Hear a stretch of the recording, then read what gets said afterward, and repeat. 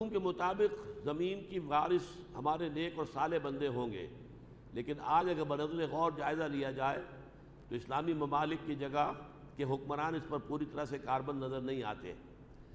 اسلامی ممالک کے حکمرانوں کے علاوہ پوری دنیا کے اندر بھی جو وراثت اس وقت زمین کی ہے وہ تو کافروں کے ہاتھ میں ہے۔ یرثھا سے مراد ہے بالآخر وارث ہوں گے۔ یہ در حقیقت اس کا ایک تو مفہوم یہ ہے کہ جب اصل دنیا بنے گی دوسری اور دنیا اور عالم آخرہ کی زمین جو ہوگی اس کے وارث صرف جو ہوں گے وہ جنتی ہوں گے، اہل ایمان ہوں گے، صالح لوگ ہوں گے۔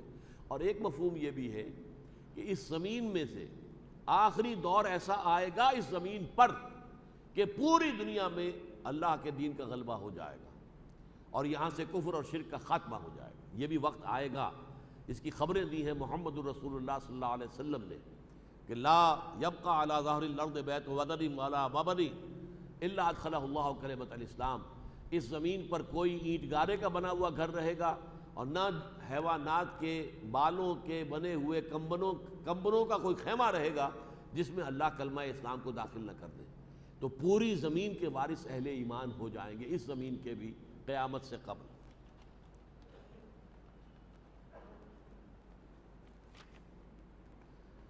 سہیل حسن جعفری صاحب،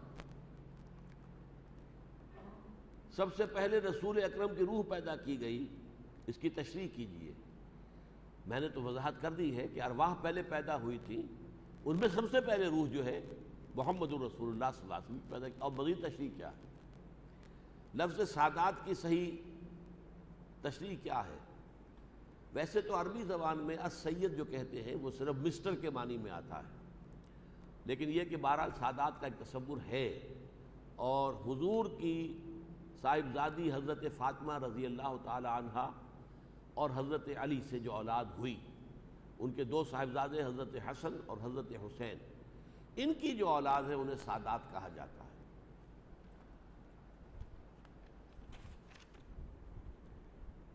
اب یہ آ گئے سید عبد القدیر علی صاحب آ گئے، دیکھیں سید صاحب آ گئے۔ درس میں جہنم کے بارے میں یہ آپ نے بتایا کہ اس دنیا کو جہنم بنایا جائے گا، اس کی مزید وضاحت کی ضرورت نہیں۔ دیکھیے یہ جو آخرت اور عالم برزخ اور یوم قیامت کے واقعات ہیں، ان کی زیادہ گہرائیوں میں ہم نہیں جا سکتے۔ ایک گمان میں نے کہا کہ جہنم جو ہے وہ جیء یومئذ بجہنم، لے آئی جائے گی جہنم۔ کہاں لے آئی جائے گی؟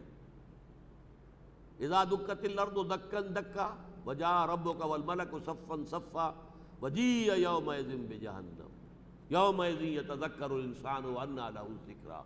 زمین کو کوٹ کوٹ کر چپٹا کر دیا جائے گا۔ دوسری جگہ کہا اذا الارض مدت، زمین کو کھینچ دیا جائے گا۔ پھر اسی زمین پر نزول اللہ تعالیٰ فرمائیں گے، کیفیت ہم نہیں جان سکتے۔ فرشتے آئیں گے، تمام انسان بھی کھڑے ہوں گے، لقد جئتمونا کما خلقناکم اول مرہ۔ یہ سارے معاملات جو ہیں یہ تو ہے یقینی باتیں، قرآن میں ہے، حدیث میں ہے۔ باقی یہ کہ جہنم یہی ہوگی یا نہیں ہوگی، یہ میرے ایک گمان کے درجے میں ہے کہ در حقیقت اس کی جہنم جو ہے اسی میں سے برآمد ہو جائے گی، واللہ عالم۔ لیکن اس کی مزید کسی شرح میں اور تفصیل میں جانے کا کوئی فائدہ نہیں۔ بلکہ آپ یہ بھی کہہ سکتے ہیں کہ آپ بھی یہ نہ ہی کہتے تو اچھا تھا، میں بھی اگر یہ بات نہ کہتا تو اچھا تھا۔ خبیب صدیقی،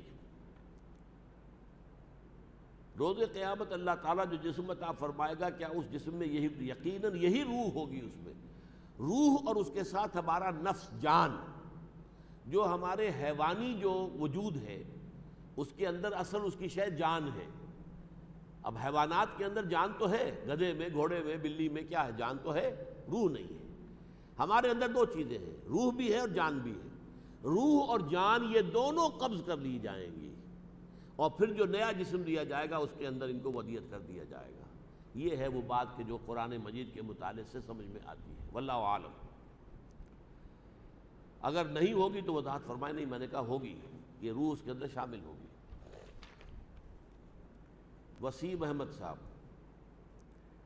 آپ نے عرض کیا کہ بینک میں جو بھی افراد اس وقت سروس کر رہے ہیں وہ ٹھیک نہیں بلکہ حرام ہے۔ میں ایک اسٹوڈنٹ ہوں، میں اکاؤنٹس میں تعلیم حاصل کرتا ہوں۔ کیا آپ کی بات کے حوالے سے میں اکاؤنٹس پڑھنا چھوڑ دوں کیونکہ اس تعلیم کا آخر یہی بینکنگ ہی ہے؟ اس صورتحال میں مجھے اور میرے ساتھی اسٹوڈنٹس کو کیا کرنا چاہیے؟ دیکھیے یہ آپ کی اپنی ایک حس جو ہے، اگر احساس آپ کے اندر اتنا ہو گیا ہے تو آپ کوئی اور پروفیشن جو ہے وہ چوز کر سکتے ہیں۔ ویسے تو یہ کہ اکاؤنٹ لازماً نہیں ہے، آپ کسی ملک کے اندر اکاؤنٹنٹ بھی لگ سکتے ہیں کسی فرم میں، لیکن اس میں بھی یہ قباحت رہے گی کہ آپ سودی لین دین کی انٹریز جو ہیں وہ لکھیں گے یا پاس کریں گے۔ ظاہر بات ہے کہ تمام جتنی بھی فرمز ہیں ان کے اندر سود کا پیسہ انویسٹ ہوتا ہے، تو بہتر یہی ہے کہ آپ اس پروفیشن کو چھوڑ دیں، کوئی اور پروفیشن اختیار کریں۔ تم نہیں اور صحیح، اور نہیں اور صحیح، اللہ تعالیٰ جو ہے وہ رزق دے دے گا۔ اگر یہ احساس آپ کے دل میں جاگزی ہو جائے اور آپ اپنا یہ پروفیشن ترک کر دیں تو یہ بہت ہی قابل مبارکباد بات ہوگی۔ خواجہ احد صاحب: When Allah subhanahu wa ta'ala is the doer of all we do, then up to what limits we should strive for a goal? We have to strive to our utmost. لیکن ہوگا وہی جو اللہ کی اجازت ہوگی، یہ نہیں ہے بغیر ہمارے کیے کچھ اللہ نہیں کرے گا۔ کیوں کرے گا؟ آپ کریں گے اللہ منظور کرے گا، اس کا نتیجہ ظاہر ہو جائے گا۔ تو محنت آپ کو کرنی ہوگی، گندم پیدا کرنے میں محنت آپ کو کرنی ہوگی، ہل آپ کو جوتنا ہوگا، زمین جو ہے آپ کو اس کو سیراب کرنا ہوگا، بیج ڈالنا ہوگا، فصل کی دیکھ بھال کرنی ہوگی، تب گندم آئے گی۔ لیکن ان سارے کاموں میں اذن رب شامل ہے۔ اگر اللہ چاہے گا تو آپ کی ساری محنت جو ہے رائے گاں چلی جائے گی، ساری محنت آپ نے کی اور وہ جو ہے پوری کی پوری جو ہے کوئی پالا پڑ گیا یا کوئی اولے آ گئے اور آپ کی ساری محنت ضائع ہو گئی۔ تو اس حوالے سے ذہن میں یہ رکھیے کہ انجام کار نتائج اللہ کے اذن کے بغیر نہیں نکل سکتے۔ ہمارا ٹوٹل ڈیپینڈنس، ہمارا جو بھروسہ اور جو ہمارا توکل ہے وہ اسباب پر نہ ہو۔ Number 2, in the same way, if we approach a person of standing for having some work done, what is breaking point when our belief is taken as shirk that that person can do it? Yes, بہت عمدہ ہے سوال یہ بھی۔ دیکھیے، آپ کسی شخص سے کہتے ہیں کہ بھائی مجھے پانی پلا دو، آپ کو معلوم ہے پانی ہے، گھڑا ہے، یہ ہے، وہ ہے، رکھا ہے، وہ جائے گا لے آئے گا، اس میں کوئی شرک نہیں ہے۔ عام عادی جو مادی قواعد و ضوابط دنیا کے ہیں، وسائل و ذرائع، اس کے اندر کسی سے کسی کام کے کرنے کی ریکویسٹ کرنا شرک نہیں ہے۔ لیکن غیبی، ماورائی، انویزیبل طریقے پر اگر آپ نے کسی کو پکارا، اے فرشتہ میرا یہ کام کر دے، یا اے روح عبد القادر جیلانی مجھے اس مشکل سے نکال دے، یہ شرک ہو جائے گا۔ اس حوالے سے یہ شرک میں اور دنیا میں دنیاوی اسباب کے تحت کسی سے کوئی تعاون حاصل کرنا، ان میں زمین و آسمان کا فرق ہے۔ البتہ ایک عارف انسان کی بات میں آپ کو سناتا ہوں، میں سمجھتا ہوں کہ بہت گہری بات انہوں نے کہی۔ فرض کیجئے کہ آپ سمجھتے ہیں کسی شخص کے بارے میں کہ وہ آپ کی کوئی ضرورت پوری کر سکتا ہے، آپ نے جا کے اس سے کہا بھائی میری یہ ضرورت ہے، پوری کر دیجئے۔ فرض کیجئے اس نے سنی انسنی کر دی، آپ نے دوبارہ کہا، پھر بھی وہ سنی انسنی کر رہا ہے، آپ تیسری مرتبہ کہتے ہیں تو وہ بزرگ کہتے تھے اب آپ نے شرک کیا ہے۔ آپ سمجھتے ہیں کہ اسی کے ہاتھ میں ہے آپ کا وہ کام، حالانکہ ہاتھ میں اللہ کے ہے۔ وہ توجہ پہلی مرتبہ کہہ دینا کوئی حرج نہیں ہے، دوسری مرتبہ کہنا بھی اچھا نہیں ہے، پسندیدہ نہیں ہے، لیکن تیسری مرتبہ کہنا یعنی یہ سمجھنا کہ بس یہی میرا یہ کام کر سکتا ہے، یہ ایک درجے میں شرک کی شکل بن جاتی ہے۔ آپ سمجھیں کہ اللہ تعالیٰ کو اگر منظور ہوتا، میں نے اس سے کہا تھا، اللہ تعالیٰ اس کے دل کو پھیر دیتا اور وہ بات ہو جاتی۔ اب نہیں ہے، وہ اعراض کر رہا ہے، تو گویا کہ مسلسل اصرار کرنا جو ہے وہ ان چیزوں کے اندر بھی ایک شرک سی کسی کیفیت پیدا کر دیتا ہے۔ حسن قاسم، ریفرنس سورہ کہف آیا 48۔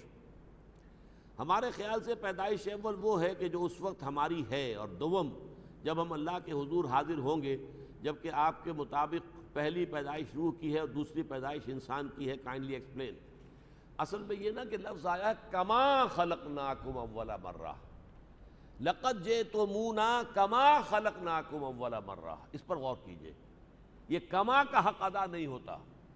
اس دنیا میں تو ہم پیدا ہوئے ہیں تو باپ پہلے، بیٹا بعد میں، پوتا بعد میں، پڑ پوتا اور بعد میں، یہ تو ایک سیریل معاملہ ہے۔ بیک وقت سب کا جمع ہونا. لقد جئتمونا کما خلقناکم اول مرہ. اس میں جو مشابہت ہے وہ یہ ہے کہ جب ہم عالم ارواح میں تھے، جبکہ ہم سے کہا گیا الست بربکم قالوا بلا، تب بھی ہم سب کے سب اللہ کے سامنے موجود تھے، اور اب دوبارہ قیامت کے دن اسی طریقے سے ہم موجود ہوں گے.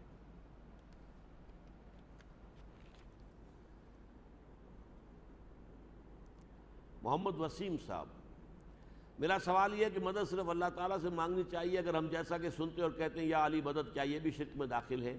یقیناً یہ شرک ہے، کسی کو بھی پکارنا.